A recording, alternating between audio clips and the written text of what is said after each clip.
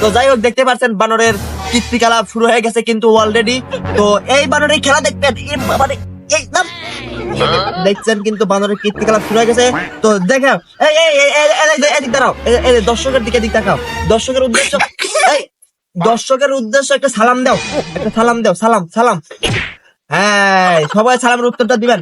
আচ্ছা, এইবার কিন্তু হবে বানর খেলা, সবাই দেখবেন।